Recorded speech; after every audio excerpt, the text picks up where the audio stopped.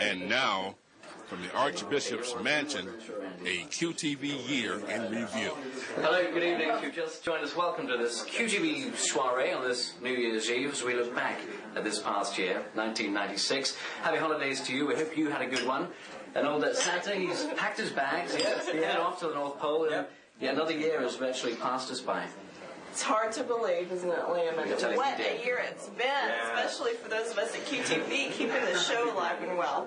And I'll bet for those of you watching, 1996 has been quite a year to remember, too. You know, Aaron, speaking of memories, you know, there have been quite a few great memories affecting the gay and lesbian community this past year. Some of them very serious, of course, and then, of course, some of them very much fun, right, Jennifer? That's right, Ron. 1996 was an amazing year, especially for me, having an opportunity to interview the rich and famous. I've interviewed everybody this year, everyone from 1950s diva Yima Sumac to 1990s drag diva RuPaul. You just drop a few names out, Jennifer. Chris Isaac, CW, Robin Williams, the Pointer Sisters. You know, we covered it all. And I'm telling you, seriously, though, 1996 was a big entertainment year for the gay and lesbian community. And you know what? It was even more fun covering that. But hey, what do you reckon was the big story of 1996? I know. Wedding rings, wedding bells, Hawaii, the right for same-sex partners to marry in Hawaii. Hopefully, we'll be able to rush up there and do just that next year as that story unfolds. But let's look back at how that story began this past year. All that lies within your power to strengthen and support this couple in the years that lie ahead? If so, say yes. Yes. Same-sex marriage ceremonies like this one are not uncommon in the gay and lesbian community, but the push now to legalize these type weddings is being met with much opposition. The main battleground in California is at the state capitol in Sacramento, where the battle lines are definitely drawn, and shots are being fired. We also don't believe that another state should be involved in forcing us to accept their laws. When people decide to go over there, marry, and come back here, we would be forced to recognize what they see as marriage, even though it's in direct contradiction to what our current law says is marriage. If other states want to trash the foundations of civilization that we can trace our roots back 5,000 years, so be it. We don't think this would be a wise move for California. In seeking the right to marry, lesbian and gay couples are not seeking a special right. We are seeking an access to the fundamental right to marry extended to every heterosexual couple willing to make that commitment. A commitment that House Assemblyman Pete Knight would rather not see happen in California. He is author of a piece of legislation that would not recognize same-sex marriages in the state, even if Hawaii legally sanctions them. My position is that I do not believe that the courts of another state should inflict public policy on California. Those comments he made public during a recent House Judiciary Committee hearing. The members here upheld Knight's legislation, voting in favor of his bill, but the vote did not come without a fight from his opponents. Mr. Knight attempts to justify his bill by asserting that lesbian and gay couples cannot procreate. And because marriage is for the purpose of procreation, therefore, lesbian and gay couples should be denied the right to marry.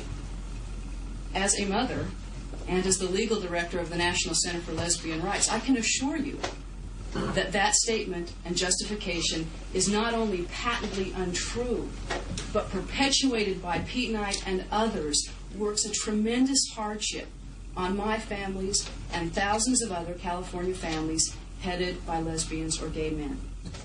Back in San Francisco, local political leaders like City Board of Supervisors Angela Alioto and Tom Amiano lashed out at Knight's bill.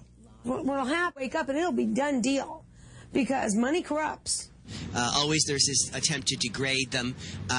We don't give up easily, no matter what kind of laws are passed to repress us. You know, we'll always be around fighting the good fight. In the meantime, you know, always a bridesmaid, never a bride. Knight's bill has created such a fury of debate that opponents say it's nothing more than political gay bashing. How do you respond to reaction that you're gay bashing? How do you respond to comments like that, criticism like that? I'm not gay bashing in any way, shape, or form. I'm trying to maintain the status quo. Like never before, the gay and lesbian community and all people who are interested in this issue have to stand up and be heard now. We must let our state senators know that this is a bill that we cannot accept, and let them know how we feel about this so we can stop it in the Senate before it becomes law and costs California taxpayers millions of dollars. Opponents of the same-sex marriage bill say it's nothing more than transparent bigotry, lawmaking at its worst here in Sacramento. And this is an issue that's not going anywhere anytime soon, with several other political hurdles to cross before it reaches final debate on the Senate floor. In the meantime, opponents plan to get the word out to the gay and lesbian community that it's time now to fight. Fudd reporting for QTV at the state capitol. Never before has the subject of gay marriage been such a hot topic. Reserved previously for the pages of the gay press, well, it's now been covered by mainstream. It's made the front covers of magazines such as The Economist and Time, to name just two. But what does gay marriage mean, exactly? For some, there's an easy answer to that question. I think there's a lot more depth there, and I think that's something that the gay community could use in terms of supporting one another. I think it's a beautiful thing, what there's going on in Hawaii and everything. I think it's a great idea. I've been with my lover for 20 years last June, and though we aren't officially married, certainly in all other ways. I very much believe that gays should have the right to get married, and also to adopt children as well and have a family. Marriages aren't just declarations of love.